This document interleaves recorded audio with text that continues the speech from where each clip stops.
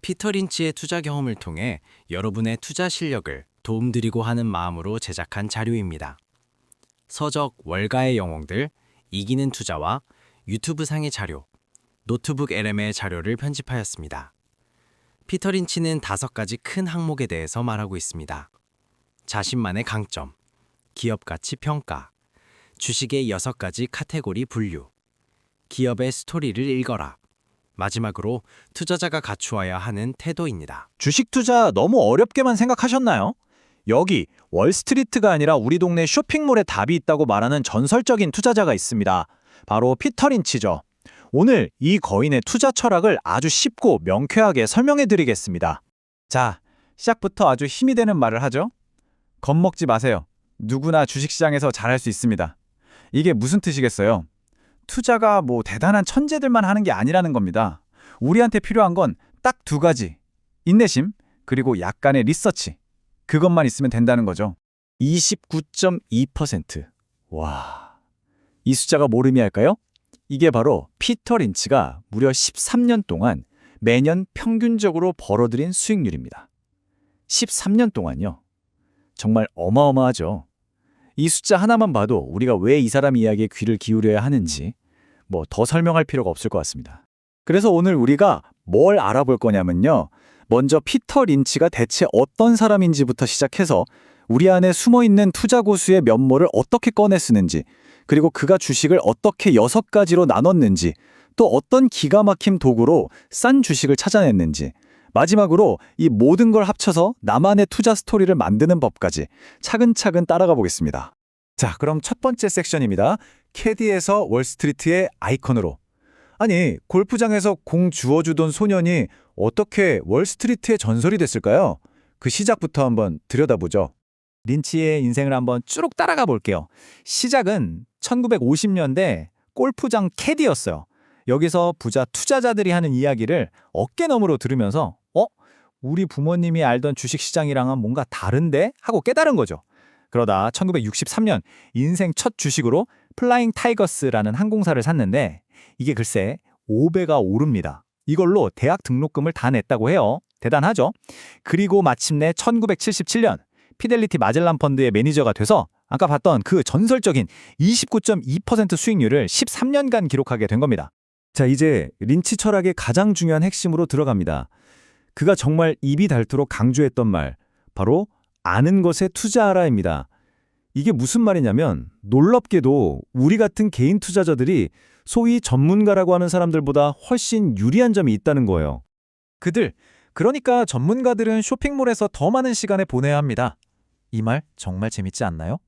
린치는 복잡한 차트 분석보다 우리가 직접 보고 느끼는 현실 세계가 훨씬 중요하다고 믿었던 거예요. 그러니까 전문가들이 사무실에서 머리 싸매고 있을 때 우리는 그냥 동네 쇼핑몰 돌아다니면서 다음 대박 주식을 발견할 수 있다는 거죠. 그럼 여기서 여러분께 한번 질문을 던져볼게요. 훌륭한 투자 아이디어, 대체 어디서 찾을 수 있을까요? 끙끙 앓으면서 어려운 보고서를 뒤져야 할까요? 린치의 대답은 아니오입니다. 정답은 생각보다 아주 훨씬 가까운 곳에 있습니다. 보세요. 바로 이런 곳들입니다. 내가 다니는 직장, 주말에 가는 쇼핑몰, 우리 집 주방, 심지어 내가 모는 자동차나 아침에 마시는 커피에서도요. 린치가 실제로 투자했던 던킨도너츠나 타코벨 같은 회사들이 다 그렇게 찾은 거예요.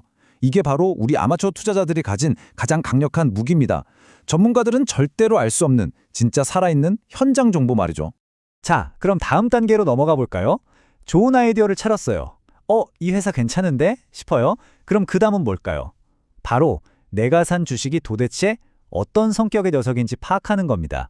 린치는 모든 주식을 똑같이 취급하면 절대 안 된다고, 반드시 종류별로 나눠서 봐야 한다고 강조했습니다. 그래서 린치는 시장에 있는 모든 주식을 딱 이 6가지 그룹으로 나눴습니다. 저성장주부터 자산주까지. 되게 간단하죠? 이렇게 딱지를 붙여놓고 보면 이 주식한테는 이 정도를 기대해야겠구나, 이런 상황에선 이렇게 움직이겠구나 하는 전략이 아주 명확해진다는 거죠. 대표적인 거 몇 개만 한번 볼게요. 먼저 고성장주. 이름만 들어도 아시겠죠? 막 20, 25%씩 쑥쑥 크는 작은 회사들. 여기서 바로 인생을 바꿀 심노타. 그러니까 10배짜리 대박 종목이 터질 수 있다는 겁니다. 반면에 코카콜라 같은 대형 우량주는 우리를 부자로 만들어주진 않겠지만 시장이 와르르 무너질 때 든든하게 지켜주는 방패 같은 역할을 하죠. 그리고 경기순환주, 자동차나 항공사처럼 경기가 좋으면 날아가고 안 좋으면 곤두박질 치는 주식들이에요. 이건 정말 타이밍이 전부예요. 잘못 들어가면 큰일 나요. 좋습니다. 이제 좋은 회사를 내 주변에서 찾았고 그게 어떤 유형의 주식인지도 알았어요. 자, 그럼 이제 가장 중요한 질문이 남았죠. 그래서 지금 이 가격에 사도 될까? 이제부터 린치가 썼던 아주 쉽고 강력한 가격표 확인 도구들을 한번 열어보겠습니다. 가장 기본은 PER, 주가 수익 비율입니다. 다들 들어보셨을 거예요. 주가를 회사가 1년에 버는 이익으로 나눈 거죠. 보통 이게 낮으면 싸다고들 하는데 근데 린치는 이게 이야기의 시작일 뿐이라고 봤습니다. 이걸로만 판단하기엔 뭔가 부족하다는 거죠. 그래서 짠 하고 등장한 게 바로 PEG 비율입니다. PER에다가 성장률이라는 아주 결정적인 요소를 추가한 거예요. 예를 들어 PER이 20이라 좀 비싸 보여도 회사가 매년 20%씩 성장한다? 그럼 PEG는 1이 되니까 적정 가격이구나 하고 볼 수 있는 거죠. 린치의 규칙은 간단했습니다. PEG가 1보다 낮은, 그러니까 성장률에 비해 주가가 싼 주식을 찾아라. 하지만 여기서 끝이 아닙니다. 린치의 진짜 걸작은 바로 이겁니다. PEG 비율. 이건 PEG에다가 배당까지 더한 거예요. 와, 그러니까 회사가 얼마나 성장하는지, 그리고 주주들한테 현금으로 얼마나 돌려주는지까지 한꺼번에 보는 거죠. 말 그대로 가치를 평가하는 가장 완벽한 도구라고 할 수 있습니다. 이게 얼마나 강력한지 한번 보세요. A랑 B 두 회사가 PER도 20, 성장률도 15%로 똑같아요. 근데 딱 하나, B 회사는 배당을 5%나 줍니다. 이걸 PGY로 계산해보니 어때요? B 회사는 1.0, 딱 적정 가격인데 A 회사는 1.33으로 고평가가 되죠. 왜냐? 배당은 그냥 숫자가 아니라 우리 주머니에 실제로 꽂히는 현금이잖아요. 당연히 배당 주는 회사가 더 좋은 투자처라는 걸 이 PGY가 명확하게 보여주는 겁니다. 자, 이제 거의 다 왔습니다. 우리가 지금까지 배운 개념들을 모두 하나로 깨워볼 시간이에요. 린치식 투자의 최종 목표는 뭐냐면 내가 투자하는 각각의 회사에 대해 나만의 스토리를 만드는 겁니다. 나는 이러이러한 이유 때문에 이 회사 주식을 샀어 라고 명확하게 말할 수 있는 투자 논리 말이죠. 그 스토리를 만드는 과정은 이렇습니다. 아주 간단해요. 첫째, 내 주변, 내 일상에서 아이디어를 찾는다.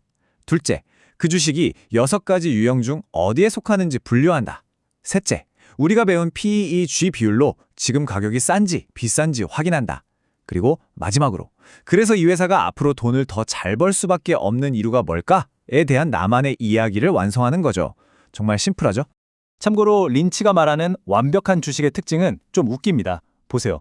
이름이 따분하거나 우스꽝스럽고 하는 사업도 되게 지루해요. 근데 내부자들은 자기 회사 주식을 막 사들이고 있고 남들은 잘 모르는 틈새 시장을 완전히 장악하고 있죠. 뭔가 화려하진 않지만 이런 회사들이야말로 남들이 모르는 진짜 알짜배기, 숨겨진 보석일 가능성이 높다는 게 린치의 통찰입니다. 결국 린치가 우리에게 던지는 가장 중요한 메시지는 바로 이겁니다. 투자의 핵심은 뇌가 아니라 위장이다. 즉, 얼마나 똑똑하냐가 중요한 게 아니라는 거죠. 시장이 폭락하고 모두가 공포에 떨 때 그걸 버텨낼 수 있는 배짱, 그리고 기다릴 줄 아는 인내심, 이게 명석한 두뇌보다 100배, 1000배는 더 중요하다는 겁니다. 자, 오늘 이야기 어떠셨나요? 이제 여러분 주변을 한번 둘러보세요. 혹시 오늘 당장이라도 그 스토리를 한번 파헤쳐보고 싶은 회사가 눈에 띄지 않으시나요? 여러분의 일상 속에 숨어있는 다음 심루타 주인공은 바로 여러분이 직접 찾아낼 수 있습니다.